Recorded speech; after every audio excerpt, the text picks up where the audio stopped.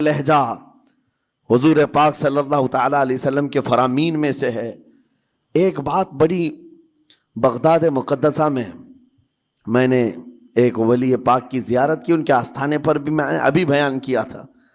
حضرت بہلول دانا مجذوب بزرگ تھے اور بغداد کی گلیوں میں کہیں پر بھی بیٹھ جاتے تھے، اور جو جانکار تھے وہ سمجھتے تھے یہ اللہ والا بندہ ہے۔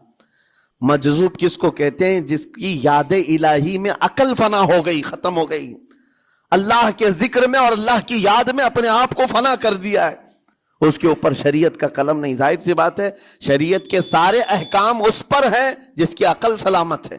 عاقل ہو، بالغ ہو تو نماز فرض ہے نا، عقل ہی نہیں ہے تو وہ مجذوب ان اولیاء کو کہتے ہیں۔ لیکن ان کے بارے میں حدیث میں ہے، اللہ کے نبی نے فرمایا وہ ایسے بندے ہیں کہ اگر اللہ کو قسم دے دیں کسی بات کی، اللہ ان کی قسم پوری کرتا ہے۔ وہ بہلول دانا بیٹھے ہوئے تھے، بغداد کا ایک مشہور تاجر تھا، لیکن خستہ حال تھا، بہت نقصان اٹھا چکا تھا، خسارے میں چل رہا تھا، بزنس پورا لاس میں، اور وہ پریشان حال بہلول دانا کے پاس آیا، گڑ گڑایا، کہا کہ حضور مجھے بچا لیں، رحم کر لیں، میں تاجر ہوں، لٹ گیا ہوں، لاس میں ہوں، کچھ آپ فرما دیں، میں کیسے اس بھور سے نکلوں؟ بہلول دانا نے دیکھا، کہا ٹھیک ہے کچھ پیسے بچے ہیں؟ کہا ہاں ہے، وہ بس اتنا سرمایہ ہے کہ مال لیتا ہوں پھر بیچ دیتا ہوں، نفع نہیں ہوتا۔ بہلول دانا نے کہا ایک کام کر، کالا کپڑا جتنا ملتا ہے سب خرید لے، پورے شہر سے کالا کپڑا جہاں جہاں مل جائے سب لے کر اسٹاک کر لے۔ کہا جی حضور آپ نے جیسا فرمایا۔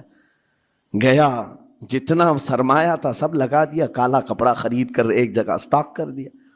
اللہ والے کا حکم تھا، لیکن ہوا یہ کہ بغداد کا معمول تھا، 8 دن گزرے نہیں تھے کہ وہاں وقت کے حاکم کا انتقال ہوا، اور جب حاکم کا انتقال ہوتا تو شہر کے جتنے بڑے لوگ ہوتے، رئیس لوگ، وہ اس کے سوگ میں، اس کے غم میں کالا کپڑا پہنتے تھے، اور کالا کپڑا سوائے اس تاجر کے کسی کے پاس نہیں تھا، اور سارے بڑے لوگ پیسوں سے اس کے پاس کالا کپڑا خریدنے آئے۔ یہ منہ بولے قیمت پر، جیسے تیسے جتنی قیمت پر بولے سب خرید کر لے جاتے، اور پل بھر میں ایک دن کے اندر وہ بہت بڑا کروڑ پتی بن گئے، بہت مال آ گیا۔ یہ بات یاد رکھیں، اللہ مال دیتا ہے، اس کے بعد پھر آزمائش بھی ہوتی ہے۔ مال اتنا آ گیا، اب لے کر کے مستیاں تھیں، چند دن گزرے، ظاہر سی بات ہے مال کو بڑھانے کی تمنا ہر ایک کی ہوتی ہے، کوئی یہاں پر اینڈ کرنے والا نہیں ہے دنیا میں، چاہے اس کا بزنس اربوں پر بھی پہنچ جائے، اسے آگے پہنچنا ہے۔ چند دن گزرے تھے، 8-10 دن، پھر آیا حضرت بہلول دانا کو ڈھونڈتے ہوئے، ایک جگہ میدان میں یہ مجذوب بزرگ بیٹھے مل گئے، آیا اور کہا او دیوانے بتا اب کیا خریدوں؟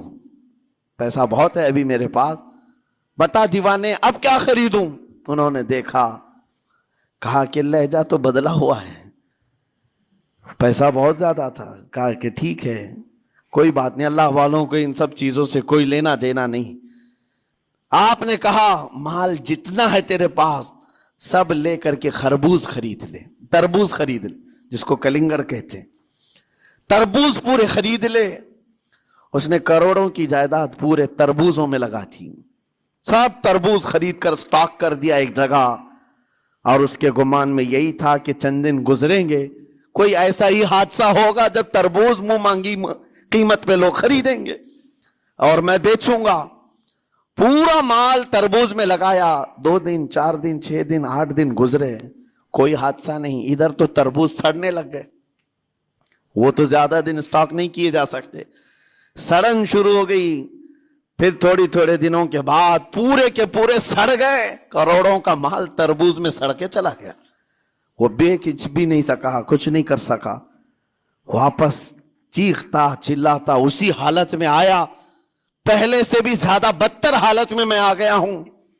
دوڑتے ہوئے آیا، حضرت بہلول دانا کو ڈھونڈتے ہوئے، کہاں ہیں؟ وہ اسی جگہ بیٹھے ہوئے مٹی میں بیٹھے رہتے تھے۔ قریب آیا اور کہنے لگا کہ آپ نے میرے ساتھ ایسا کیوں کیا بہلول؟ بہلول دانا نے کہا کیا ہوا؟ کہا میں تو لٹ گیا، تربوز میں پیسے لگائے آپ کی وجہ سے اور پورے سڑ گئے۔